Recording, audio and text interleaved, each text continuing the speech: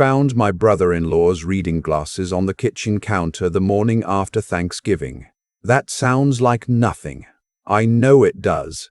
A pair of drugstore readers, the kind you buy in a spinning rack at CVS for $12, left behind after a holiday dinner.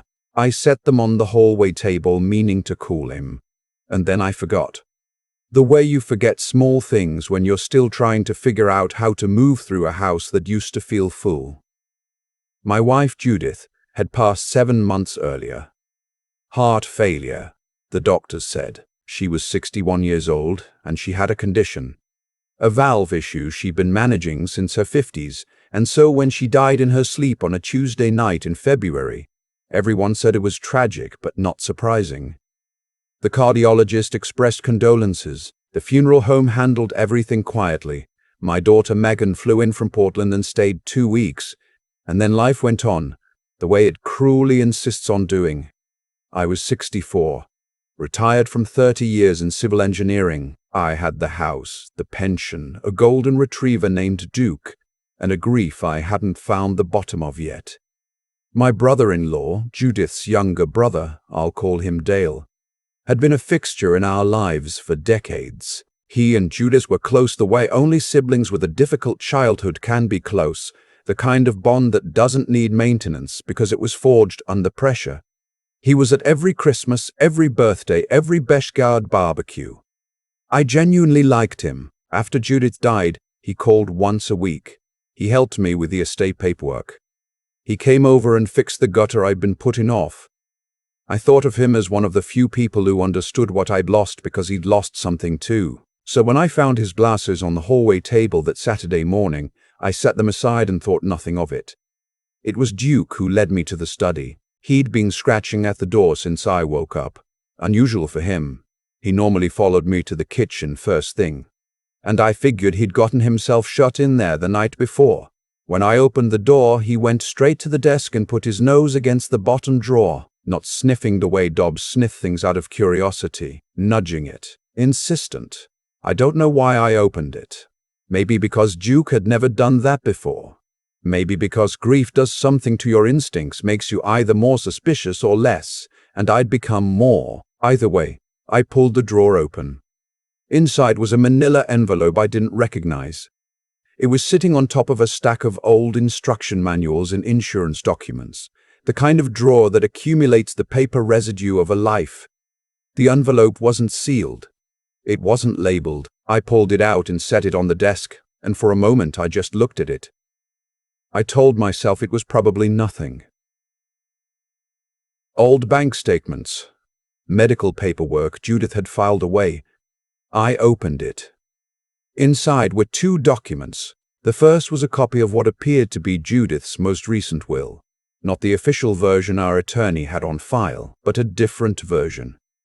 A version I had never seen. The date on it was 9 months before she died, which meant it had been created while she was still alive, and while we had a will already in place. In this version, the primary beneficiary of her personal estate, her savings account, her life insurance policy, the investment account she'd inherited from her mother, was not me. It was Dale. I stood there for a long time. The second document was a printed email exchange. I won't go through every line of it here, but the short version is this. Dale had been in contact with someone I didn't know, a name I didn't recognize, a woman, and in those emails they discussed, in plain and businesslike language, the management of Judith's medications. Judith had been on a prescription regimen for her heart condition. Several medications, carefully monitored. One of them was a drug called digoxin, which is a form of digitalis, a medication that at the correct dose treats heart arrhythmia and at an incorrect dose is toxic. The emails referenced adjustments. They referenced timing. They referenced her upcoming cardiology appointment and whether it could be postponed. I sat down in the desk chair because my legs stopped working. Judith had complained, in the last 2 months of her life, about feeling more tired than usual. She'd attributed it to the winter, to the gray, to missing her sister who had moved to Arizona. I had attributed it to the same things. Her cardiologist had seen her 6 weeks before she died and noted in his report, a report I had read once at the time and then filed away, that her digoxin levels were at the higher end of the therapeutic range. He had not changed her prescription. He had recommended a follow-up in 3 months. She died before the follow-up. I need to stop here and say something about what it feels like to sit in a dead woman's study with her dog at your feet and read a piece of paper that suggests the person you've been grieving quietly and honestly for 7 months may have been murdered. It doesn't feel like shock. It doesn't feel like anything you'd have a word for. It feels like the floor has relocated to somewhere several feet below where it used to be, and you are falling through it, and the falling is very slow and very quiet, and completely without end. I put the documents back in the envelope. I put the envelope in my jacket pocket. I sat at the desk for what I think was about 30 minutes, though I couldn't tell you for certain. Duke put his head on my knee. I put my hand on his head. Then I called Megan. She answered on the second ring, the way she always does when she sees my number, because she's been a little watchful of me since her mother died. "Dad, you okay?" I told her I needed to tell her something, and I needed her to stay calm while I did.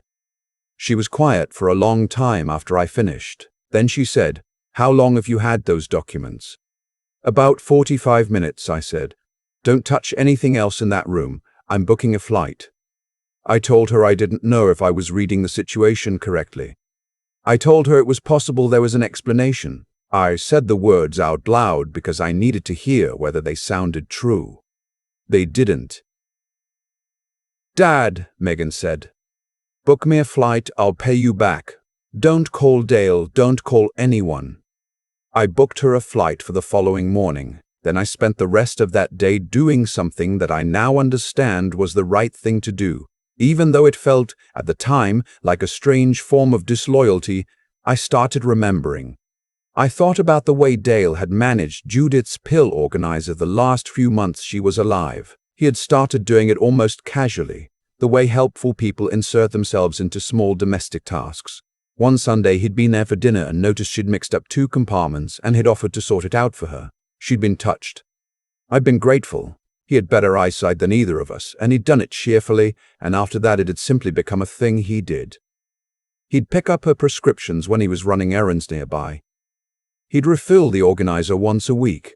I thought about how, the last time I had spoken to Judith's cardiologist, a man named Dr. Osei, who had been her physician for 6 years, he had mentioned in the context of condolences that he wished he had pushed harder for that 3-month follow-up. He said that digoxin toxicity could sometimes present slowly, with symptoms that mimicked other conditions. Fatigue, nausea, a feeling of heaviness that patients often attributed to mood. I thought about the will. I thought about the will. I thought about the money. Judith's mother's investment account, about $180,000. Her life insurance policy through her former employer, $250,000. The savings account, modest but real. All of it, in the document I'd found, redirected away from me and toward a man who had been filling her pill organizer once a week for 5 months. The name in the emails, the woman Dale had been corresponding with. I searched online and found her quickly. She was a pharmacist. She had worked until recently at the pharmacy where Judith's prescriptions were filled. The same prescriptions Dale had been picking up. Megan landed the next morning. I picked her up at the airport and we drove straight to a lawyer's office. Not our estate attorney, but a different one. A woman I found through the County Bar Association's referral line who specialized in probate and elder law, and who had, it turned out, some experience with cases involving suspected financial elder abuse. The attorney. I'll call her the attorney, because she asked me not to name her publicly in anything I write or record, sat with us for 2 hours that morning. She reviewed the documents. She took photographs. She made 2 phone calls while we sat in her office. At the end of the meeting, she said, "I want to be careful about what I say to you right now, because I don't want to tell you something is certain when it isn't. But I want you to understand that what you've brought me is not nothing." She referred us to a detective with the county sheriff's office who handled financial crimes. We met with him that afternoon. What happened over the next 6 weeks I can describe only in fragments because I wasn't present for most of it and because some of it is still difficult to say in sequence. The sheriff's office opened an investigation. They obtained a warrant for Judith's medical records and for the pharmacy's dispensing records. What they found, and what I'll try to explain as plainly as I can, was this: over the course of approximately 4 months, the supply of digoxin being dispensed on Judith's prescriptions did not match the prescription dosing schedule. More pills were being dispensed than should have been used, and some of those extra pills, they believed, had been ground and added to Judith's food or drink in small amounts that wouldn't taste like anything but would, cumulatively, push her blood levels of the drug above the therapeutic range. Slowly, gradually, in a way that looked, from the outside, like a woman with a pre-existing heart condition getting a little worse. The pharmacist, the woman in the emails, had been purchasing the excess supply off record and providing it to Dale. She was, it turned out, someone he had been in a relationship with for nearly 2 years. Nobody in our family had known she existed. When the investigators came for Dale, I was not there. Megan was. She told me later that he had looked when they put the handcuffs on him, more irritated than scared, like a man who had been interrupted during something important. I've thought about that detail more than I probably should.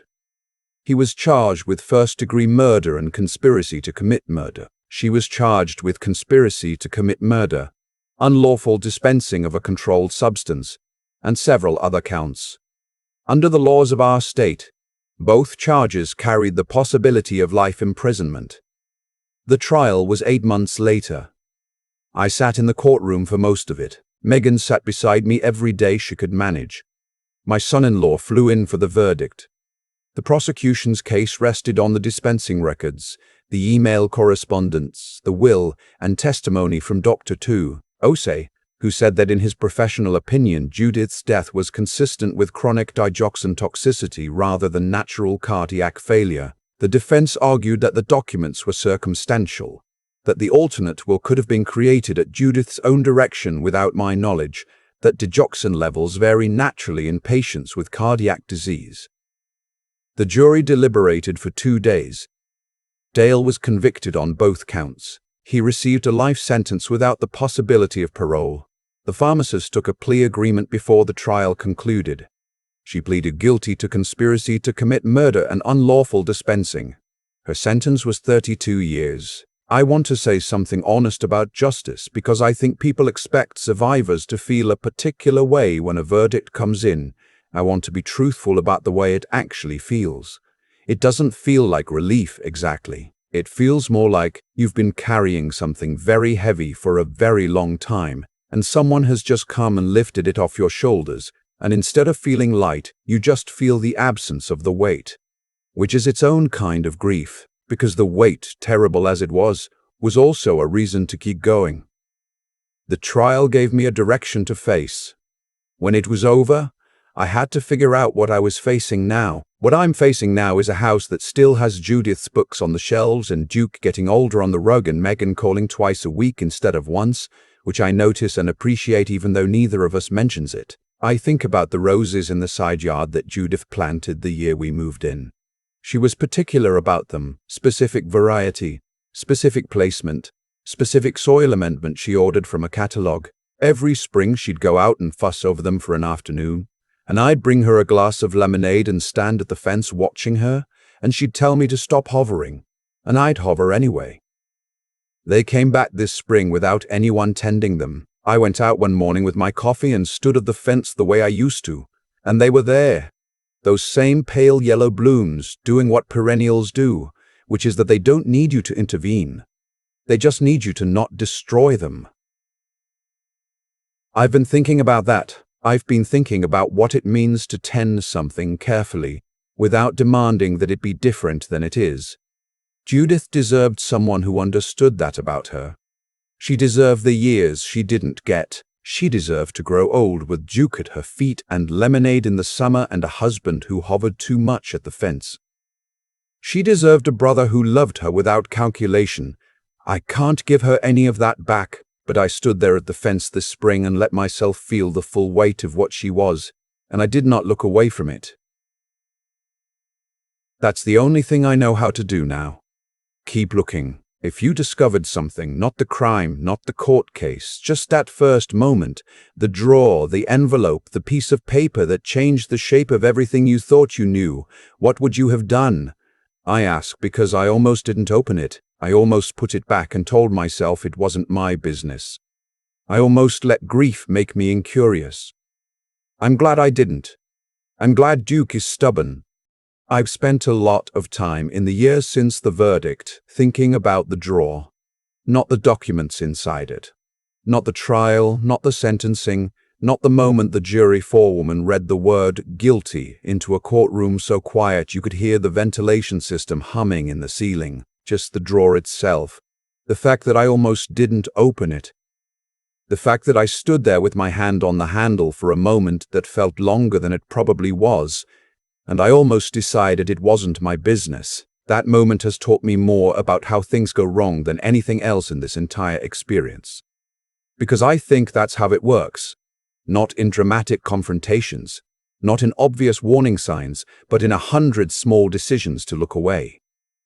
Dale counted on that. He counted on grief making me passive. He counted on the reasonable human instinct to assume the best about someone you love, to smooth over the strange and the uncomfortable, to let the drawer stay shut because opening it feels like a kind of disloyalty. He understood that the most powerful thing he had going for him was my own decency. I've thought about what that means, and I think it means this.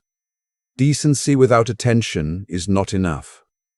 Kindness without curiosity can be taken advantage of. The willingness to believe the best in people is one of the finest things a person can have, and it needs to be paired with the willingness to ask hard questions when something doesn't sit right. Those two things are not opposites. They belong together. Megan knew that instinctively. She was on a flight before I'd fully processed what I was holding. She didn't wait to feel certain. She acted on the information she had, and she moved. And that movement was what kept the whole thing from going cold, or getting buried in my own reluctance. I think about her a lot when I think about what courage actually looks like in ordinary life. It doesn't announce itself. It just books a flight. What happened to Judith was the result of a long chain of choices.